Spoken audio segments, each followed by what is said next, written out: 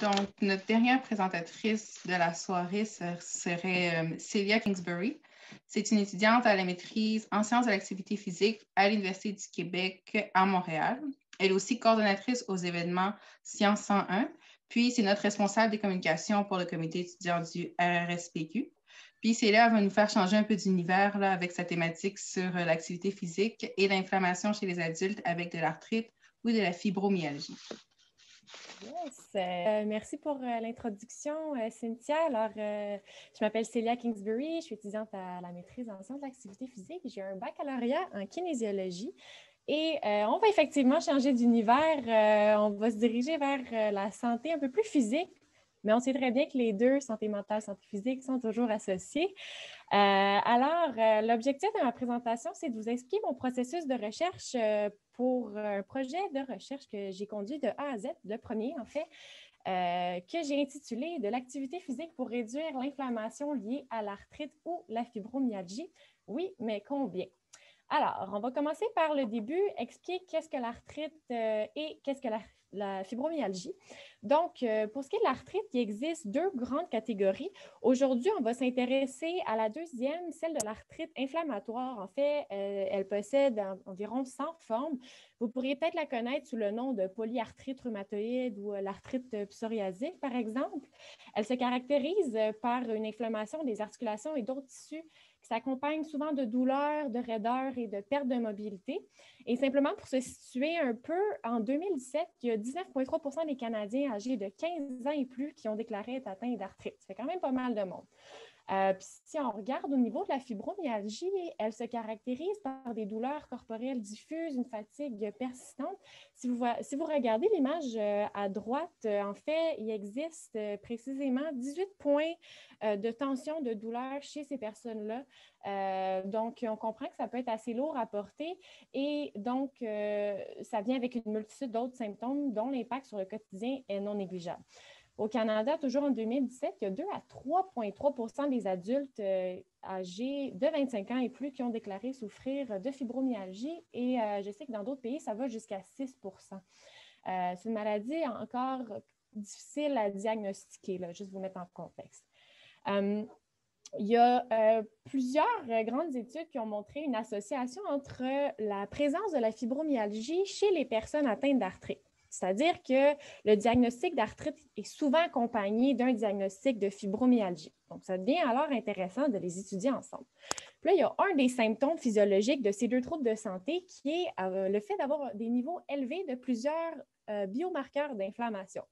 Qu'est-ce qu'un biomarqueur d'inflammation? En fait, c'est une substance qui est présente dans notre organisme qui indique la présence de maladies. Donc, par exemple, quand vous allez faire un bilan de santé chez le médecin puis on vous fait un prélèvement sanguin, bien, à ce moment-là, ils vont regarder vos niveaux de biomarqueurs d'inflammation. Ce qu'il faut savoir, c'est que le fait d'avoir un niveau élevé de biomarqueurs d'inflammation chez ces populations, c'est associé avec la sévérité des symptômes. Donc, plus les biomarqueurs sont présents, bien, plus les symptômes sont sévères. Puis les professionnels de la santé vont utiliser ces biomarqueurs pour aider à identifier le niveau de progression de la maladie. Et là, parmi ces biomarqueurs utilisés par les rhumatologues pour aider à diagnostiquer ces troubles, il y a la protéine C-réactive. On va l'appeler PCR. Aujourd'hui, c'est le seul acronyme que vous allez devoir retenir pour la présentation. Donc, elle joue un rôle important dans la phase aiguë d'inflammation et le seuil clinique de PCR associé avec la présence d'arthrite ou de fibromyalgie se trouve à 3 mg par litre. Donc, ceci dit, dans le domaine des sciences de l'activité physique, on s'intéresse de plus en plus à l'effet de l'activité physique sur les niveaux d'inflammation. Quand j'ai fait ma revue de la littérature, il faut bien comprendre que c'était toute population confondue, donc population générale, diabétique, inactif, actif. Et donc, je vais vous y conduire pour avoir le portrait de la situation en lien avec l'activité physique sur le niveau de PCR. Alors, il y a une étude aux États-Unis qui a montré que les niveaux d'activité physique d'intensité modérée à vigoureuse quotidienne, donc juste pour vous situer, l'activité physique d'intensité modérée à vigoureuse, c'est quand on fait de la course, quand on fait de la nage, quand on fait du volleyball, donc l'intensité est assez élevée.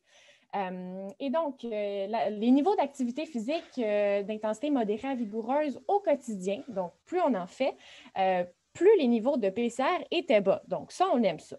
Il y a également une autre étude qui s'est intéressée à la population avec du diabète et qui a stipulé que le niveau d'activité physique de loisir, plus il était élevé, mon Dieu, plus il était élevé, je ne sais pas c'est quoi la ligne.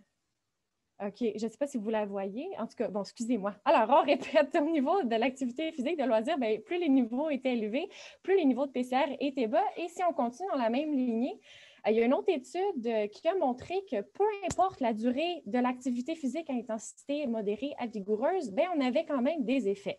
Fait que ça devient intéressant. Et là, si on regarde au niveau de la fibromyalgie, pardon, si on regarde au niveau de l'inactivité physique, il y a un essai contrôlé randomisé chez les adultes actifs et inactifs qui a montré que plus les personnes étaient inactives, plus leur niveau de PCR était élevé. Puis il y a aussi une autre étude qui s'est intéressée au temps passé en position assise qui était dans la même lignée. Donc, plus on passe du temps assis, plus les niveaux de PCR sont élevés. Bon, fait que là, si on s'intéresse à la population avec de l'arthrite ou de la fibromyalgie, les données montrent que ce sont des populations dont les niveaux d'activité physique sont plus faibles que la population générale. Par exemple, au niveau de l'arthrite, il y a 31% des adultes aux prises avec de l'arthrite qui sont inactives versus 17% dans la population générale. Donc, c'est presque le double, c'est assez important comme prévalence. Puis au niveau de la fibromyalgie, il y a de nombreuses études qui ont montré que leur niveau d'activité physique à intensité modérée à vigoureuse était significativement plus faible que ceux de la population générale. Puis aussi, il y a peu d'informations qui est disponible sur l'effet de l'activité physique sur les niveaux spécifiques de PCR de ces populations. Donc, nous, on s'est dit, on pense que l'activité physique pourrait avoir un rôle protecteur au niveau de l'inflammation et pourrait être mieux encadrée et peut-être même utilisée en partie comme traitement par les professionnels de la santé. Donc, ceci étant dit, ça nous mène à nos objectifs de recherche. On a voulu en premier lieu déterminer comment varient les niveaux de PCR en fonction du niveau d'activité physique au quotidien chez ces deux populations. C'est-à-dire qu'on veut observer est-ce que c'est une association linéaire? Est-ce que directement, plus on fait d'activité physique, moins nos niveaux de PCR sont élevés ou ça fluctue d'une différente façon? Et en deuxième, on a voulu aussi déterminer combien d'activité physique il faut pour réduire les niveaux de PCR sous le seuil clinique. Alors, au niveau de la méthodologie, en fait, c'est une étude observationnelle. Alors, on voulait savoir si l'activité physique pouvait prédire les niveaux de PCR en premier lieu. Et pour la collecte de données, on a utilisé les données de l'enquête canadienne sur les mesures de santé entre 2007 et 2012. Dans le fond, c'est les données de Statistique Canada. Donc, on peut dire que notre échantillon était représentatif de la population canadienne. On incluait les personnes âgées entre 18 et 79 ans. On incluait aussi, clairement, les personnes qui avaient mentionné oui à la question « Est-ce que vous avez un diagnostic d'arthrite et est-ce que vous avez un diagnostic de fibromyalgie? » On excluait donc les femmes enceintes, les personnes avec des limitations fonctionnelles, les résidents des réserves et les membres à temps plein de l'armée canadienne. Et pour la collecte de données, en fait, ce qu'ils ont fait, ça c'est Statistique Canada, ils ont mesuré l'activité physique à l'aide d'un accéléromètre. En fait, ce que c'est un dispositif qui capte le mouvement qui est porté aux hanches. Et pour l'étude, ça a été porté 7 jours consécutifs. Donc, avec cet instrument, on arrive à déterminer combien d'activités physiques à intensité légère, à intensité modérée à vigoureuse, le temps passé sédentaire et le nombre de pas par jour, et tout ça en minutes par jour, sauf le nombre de pas, bien sûr. Et pour ce qui est de la protéine C réactive, elle a été mesurée à l'aide de prélèvements sanguins dans des cliniques mobiles et il y a des scientifiques qui ont fait des analyses pour déterminer le taux de PCR dans le sang des participants. Pour ce qui est des analyses statistiques, on a fait des modèles additifs généralisés ajustés. Là, on ne va pas rentrer là-dedans, c'est un peu complexe, mais je le mentionne pour les curieux. Et donc, vu qu'on avait les données des différentes intensités, des niveaux d'activité physique, on s'est dit qu'on allait associer chaque intensité d'activité physique avec les niveaux de PCR. Donc, de cette façon, on peut voir s'il y a une intensité d'activité physique plus efficace qu'une autre pour réduire les niveaux de PCR. Et donc, là, vous voyez le petit graphique, là, c'est juste pour vous dire, c'est à peu près ça qu'on a fait pour chaque niveau d'activité physique, nombre de pas, et pour la sédentarité mesurée en minutes par jour.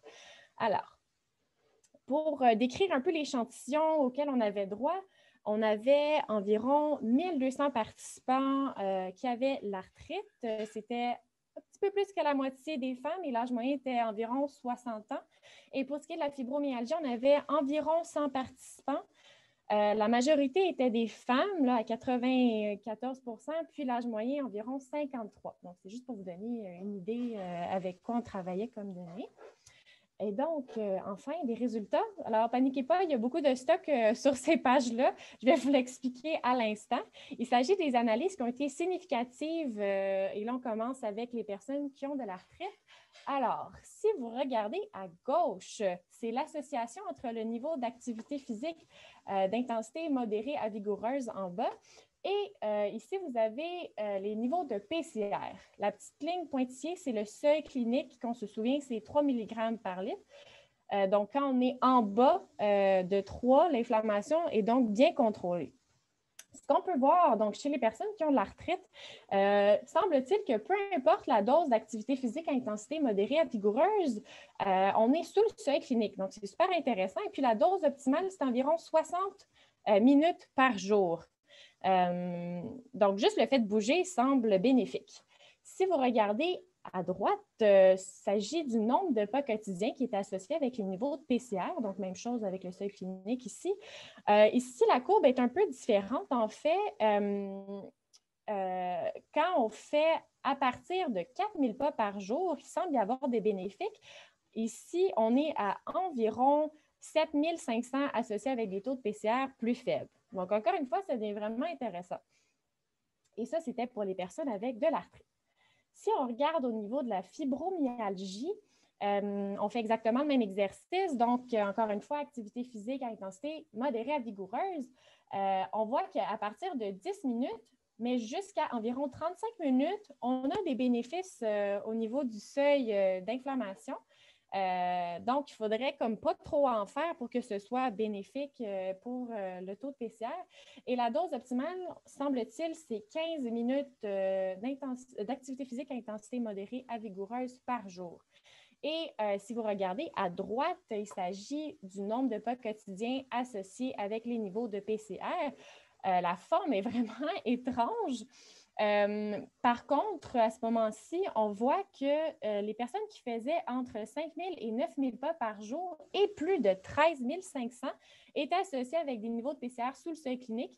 Et là, clairement, vous vous en souvenez pas, mais à 7 500, c'est la dose optimale et c'est exactement ce qu'on a trouvé pour l'arthrite au niveau du nombre de pas. Donc là, ça devient vraiment intéressant. Fait que, dans le fond, ce qu'on peut retenir de cette présentation, de cette étude-là, qui, je vous rappelle, a été fait avec un échantillon qui était nationalement représentatif, bien, chez les personnes qui ont de l'arthrite, on dirait qu'entre 1 à 150 minutes d'activité physique d'intensité modérée à vigoureuse par jour et si on fait plus de 4000 pas par jour, on se retrouve avec des niveaux de PCR sous le seuil clinique. Et pour ce qui est des personnes avec la fibromyalgie, les participants qui pratiquaient entre 10 à 35 minutes d'activité physique d'intensité modérée à vigoureuse par jour et ceux qui faisaient entre 5 000 et 9 000 pas et plus de 13 500 pas par jour présentaient des niveaux de PCR sous les seuils cliniques. Fait que dans le fond, ce qu'on peut avoir comme conclusion, bien, on pourrait prescrire l'activité physique comme façon de maintenir les niveaux d'inflammation faibles chez ces populations. Que je vous rappelle, il n'y a pas de traitement spécifique pour eux. C'est incurable pour le moment.